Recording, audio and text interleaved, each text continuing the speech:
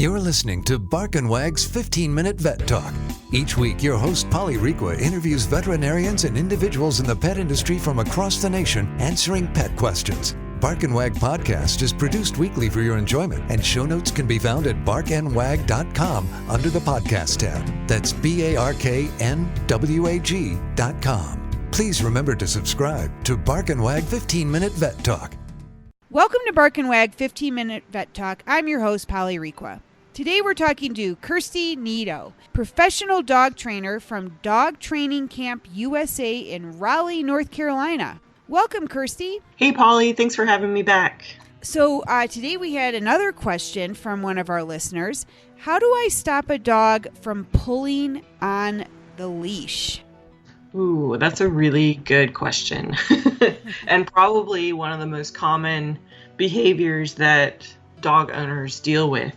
So the big thing when you're walking your dog, to me, what I always do is start out before we even get out the door. So I like to reinforce calmness every step of the way. Even if your dog is being wild and crazy and, they're jumping all over the place and excited about you holding the leash, I just calmly, matter-of-factly leash them up and ask them to sit at the door. So that way we start with like this little bit of they need to pay attention to me before we even step out through that doorway. And then when we're going for our walk, I keep them on a short leash sort of right at my side, not tight, but just so that they have a little bit of room to walk comfortably. And that way they don't have the full 6 feet of leash to drag me down. And that's when I'm teaching a dog that. So it's not that they have to walk on a short leash forever, but until they learn that, they're supposed to walk nicely, I'm going to keep them at a shorter distance just so they're not, dragging you away. And then, if you've got probably a lab that's a big puller, I'll give them little tugs on the leash. So as we're walking, I'm reminding them, hey, pay attention to me. So it's like a quick little tug and release to get them kind of in the groove with you. So they see when the tension on the leash is released and it's loose, then they walk fine. But if they start to pull again, there's that tightness. You can do that on your flat collar, or if you're walking on a harness or whatever you like to use, is that quick little tug and release. But if you have a big puller that's just, they don't care whether you give that little tug, then what I like to do is change direction. So if, they're trying to pull one way, I've already got them on a short leash, I'm going to turn my body and move them in the opposite direction that we're going. So they have to kind of look up at me and see where I'm headed instead of them dragging me, if that makes sense. Sure. So imagine like a black lab, or just a lab. I think of labs. You've got them on that short leash, you turn your body into them and move them, and then you walk a little way and then turn again. So you're going to look silly because you're making all these directional changes, and that might take a couple of minutes before your dog is like, oh, I better look up at you because you know where you're going, and then you can have your walk again. So kind of the basics of what I do, especially to teach a dog that has had that long habit. So say it's been dragging for months and that's just how they think they're supposed to walk.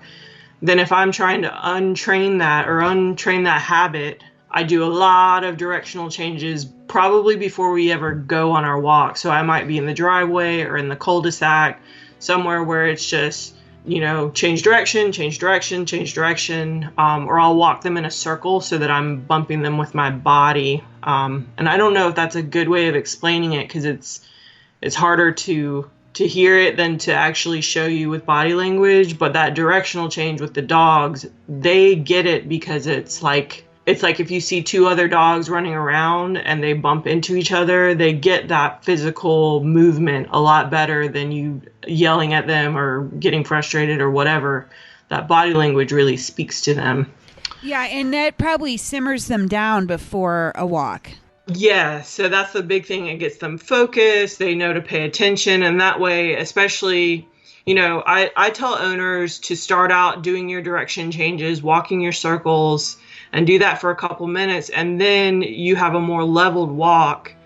And then that's usually further down on your walk, you have more distractions passing by. So when those distractions come, they're already paying attention to you and in that good groove with you. So it's easier. And then another thing once they get that, oh, okay, I'm supposed to be by your side and not drag them, then they can have the whole leash and walk comfortably and sniff around or whatever, just as long as they're not dragging you away. And that, like with flexies, people that like to use the retractable leads, they get a really bad rap, and I'm not big on using them until the dog has earned it. So if your dog pulls and pulls and pulls, it's probably not good to have them on a 20-foot flexi lead. Yeah. But if they've learned those habits and they know how to walk politely and they aren't abusing it, then go for it and use that flexi. So that's the really big. The flexi can be like a really nice tool as long as your dog knows the rules, because otherwise it could really hurt you. Yeah, and I still, on one of the other podcasts, you talked about having your dog sit before you walk out the door, and I do that with Maddie, because when she walks out the door, she's on high alert. Yeah. Like, what chipmunk is out there? What dog can I chase down? Yeah.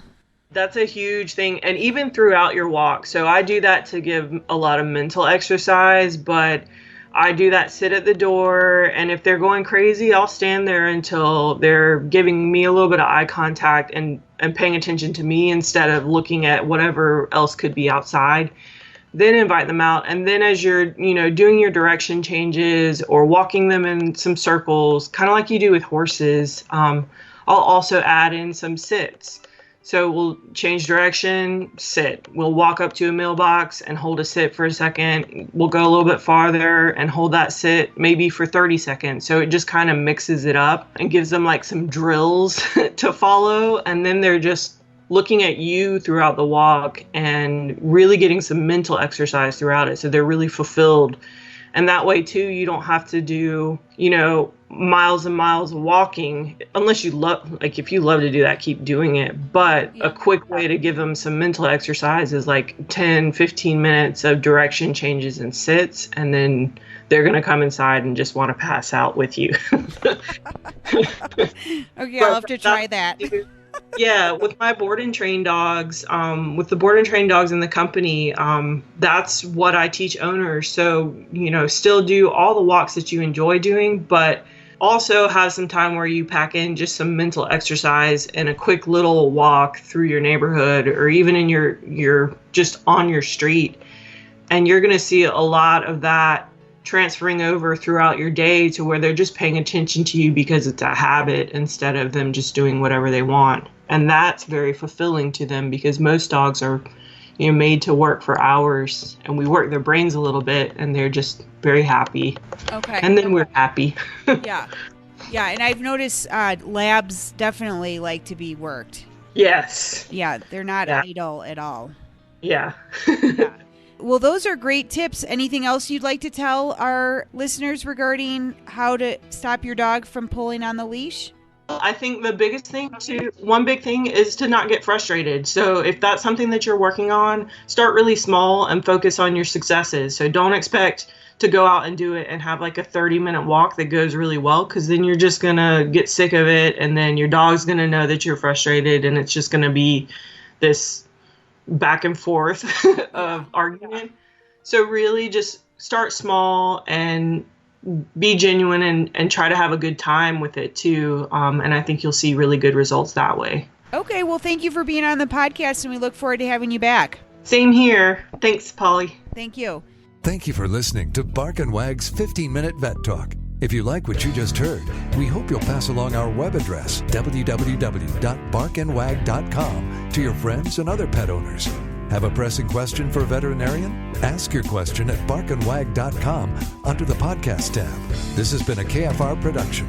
Join us next time for another edition of Bark and Wag's 15-Minute Vet Talk.